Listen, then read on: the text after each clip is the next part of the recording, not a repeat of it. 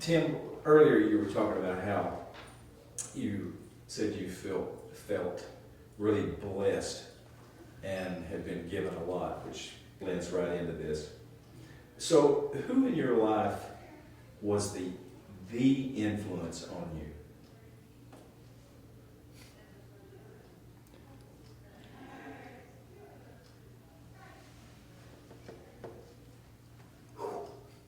That's an easy one for me, Tim. It is. It's an easy It's the one. same. It's the same. Okay.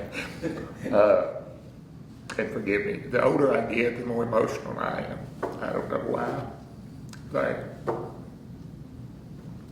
our mother. Absolutely. Our mother. Yeah.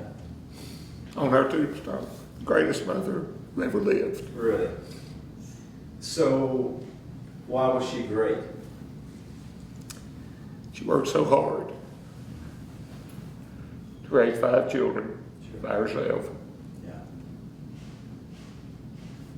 And With the help of our grandparents. with our help, yeah.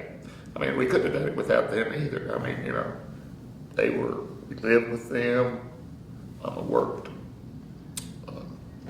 to the Frazzle. She worked as a waitress, Bill's Grill, everybody knows I that. remember that. And on her legs all the time. But she never complained.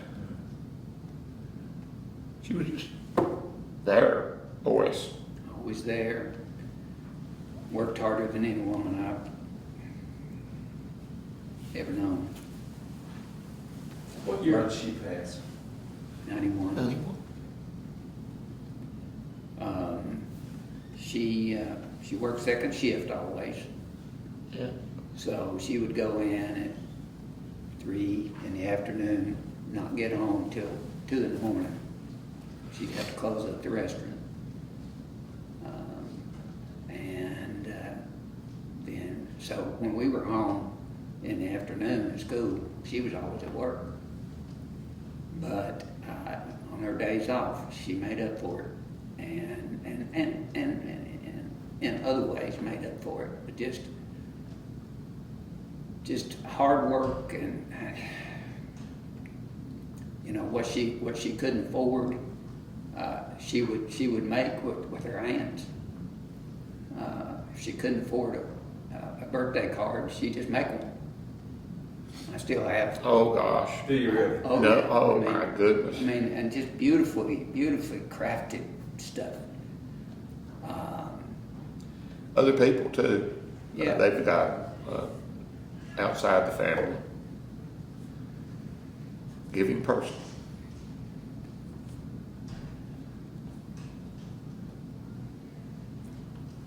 I'll tell you a quick story about.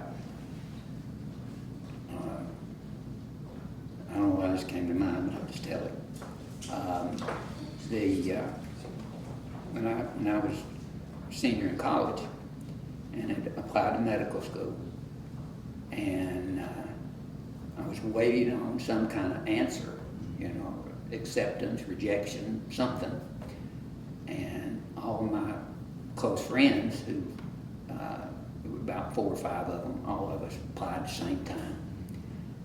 And they'd already got their response.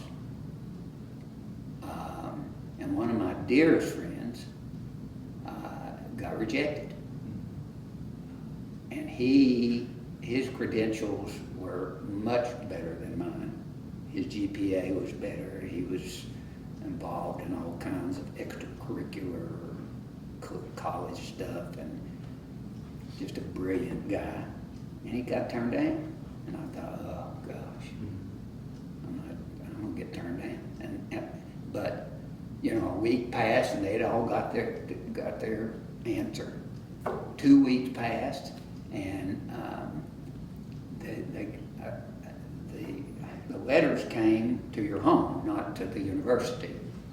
So every day I would call home and ask Mom, did the letter come? Did the letter come? Did the letter come? Did the letter come? No, I hadn't seen it.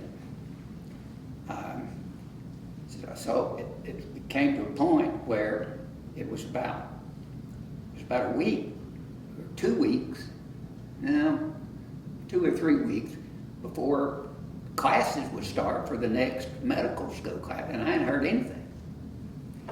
And I thought, well, I'm gonna have to call somebody to do something. It turns out that we were getting out, I graduated. And I came home after graduation, and I thought, well, I didn't get in, I guess. And I said, Mom, are you sure nothing's come? I didn't get a letter. No. And she knew my friend as well. And she knew that he had got turned. I had told her that he had been rejected. He happened to get in the next six months later, and we ended up being roommates later on, our 3rd and 4th years. But she finally broke down after I came home, and she said, I need to show you something. She's in tears. So we go upstairs. Her bedroom was upstairs. She picks up the mattress, and underneath the mattress, between the mattress and box spring, is the letter from the medical school. Been there for a month. Unopened. And after I told her that my friend got rejected, and I figured that I would too, she just didn't have the heart to give it to me because she thought it would be a rejection. She wanted to protect you. And we pulled the thing out, and in the corner, there was a white, I'll never forget it, a big white envelope. And across the corner, diagonally in orange, goes to University of Tennessee, it said official acceptance on the outside of the envelope. Well, she had seen that, and she thought, in her mind, she just had it, because I had been so negative about everything, you know, I didn't think I was going to get it. But she was just trying to protect me. Yeah. She couldn't bear the thought of their potential rejection. Right. That thing had been there a month. She said, I just have to give it to you. I'm sorry.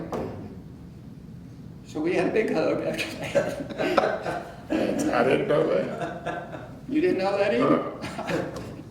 See, this is why we're doing this interview. Yeah.